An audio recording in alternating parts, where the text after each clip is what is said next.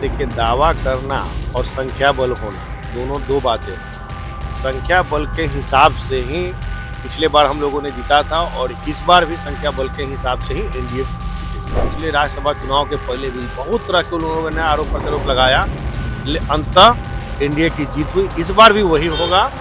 इन लोगों को सारे दावों को खारिज करते हुए एनडीए के जो भी कैंडिडेट होंगे वो जीतेंगे। नमस्कार, लाइव सिटीज देख रहे हैं आप। बिहार में एमएलसी चुनाव का बिगुल फूका जा चुका है। 9 सीटों पर एमएलसी चुनाव होने हैं। एक सीट पर एमएलसी पद के लिए जो है उपचुनाव होंगे, लेकिन इस उपचुनाव और चुनाव में बहुत ही ज्यादा राजनीतिक सामदाम दंड भेद का खेल भी जो है वह खेला जाएगा। आपको याद होगा कुछ दिन पहले ही राज्यसभा का चुनाव हुआ था, उस दौरान क्या कुछ हुआ था बिहार में। आपने देखा था किस तरह से आरजेडी के एक विधायक, साथ ही साथ कांग्रेस के 3 विधायक वोट देने के लिए ही नहीं पहुंचे थे। इसके बाद नतीजे किस तरह के हुए, तमाम जो एमएलसी माफ कीजिएगा राज्यसभा चुनाव में जो कैंडिडेट थे 5 की 5 सीटों पर एनडीए को जीत मिल गई थी। लेकिन अब आपको बता दें कि बिहार में जो कांग्रेस के दावा है कि कांग्रेस ने जो दावा किया है कि इस बार हम राज्यसभा चुनाव वाला खेला नहीं होगा, एमएलसी चुनाव में बेहतर प्रदर्शन कांग्रेस करेगी। इस पर बिहार सरकार के पीएचईडी मंत्री संजय सिंह ने बड़ा बयान दिया है। उन्होंने कहा है कि ऐसे दावे तो पहले भी होते रहे हैं, लेकिन चुनाव आने दीजिए, सब कुछ दूध का दूध पानी का पानी हो जाएगा और कांग्रेस का कहीं कुछ नहीं चलेगा।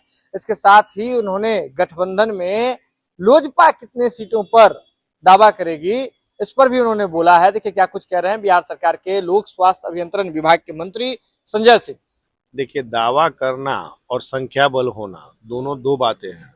संख्या बल के हिसाब से ही पिछले बार हम लोगों ने जीता था और इस बार भी संख्या बल के हिसाब से ही एनडीए जीतेगी। वो तो कह रहे हैं ना कि राज्यसभा चुनाव में बहुत बीजेपी साम दाम दंड लगा रही थी, एनडीए लगा रही थी पूरा।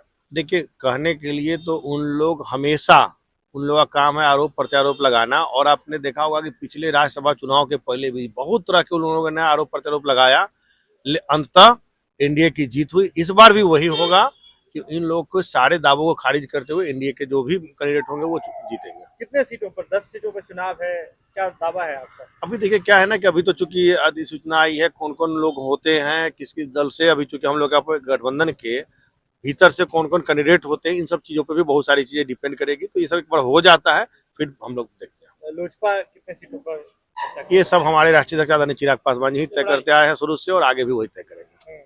तो वीडियो देख लिया आपने। आपको बता दें कि इस एमएलसी चुनाव में एक और जहां विपक्ष के दलों से राजनीतिक युद्ध होना है, वहीं दूसरी ओर महागठबंधन यानी कि जो एनडीए जो गठबंधन है, एनडीए गठबंधन के भीतर में भी सीटों के बंटवारे को लेकर के भी चर्चाएं होनी है। आपने देखा होगा किस तरह से इसको लेकर सुगबुगाहट भी शुरू हो गई है। जीतनराम मांझी जी का बयान आपने सुना होगा। इसके बाद अब लोजपा की ओर से भी कहा जा रहा है कि राष्ट्रीय अध्यक्ष जो चिराग पासवान है वो ये इन तमाम चीजों को देखते हैं कि कौन दल कितने सीटों पर होगा, तो इसके लिए वही अधिकृत हैं। लेकिन बड़ी बात यह है कि अब एनडीए के मंत्रियों के द्वारा यह दावा किया जा रहा है कि बिहार में 10 सीटों पर जो 10 सीटों पर चुनाव होने हैं, तमाम सीटों पर एनडीए के ही प्रत्याशी विजय होंगे। यह खबर आप लाइव सिटीज के यूट्यूब पर देख रहे हैं तो आप सब्सक्राइब कर लें, फेसबुक पर देख रहे हैं तो फॉलो कर लें। जुड़े हैं लाइव सिटीज के साथ, खबरों का सिलसिला लगातार जारी है।